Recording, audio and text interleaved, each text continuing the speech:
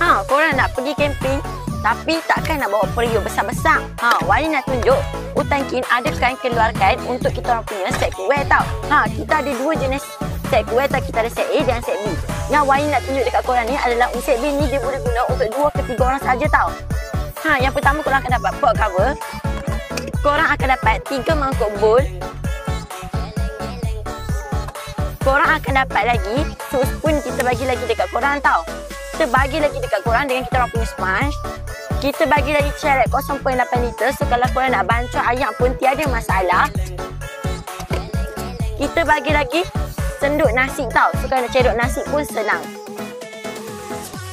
Kita bagi lagi pot cover dekat korang tau. Sekali dengan dia punya pemegang tau.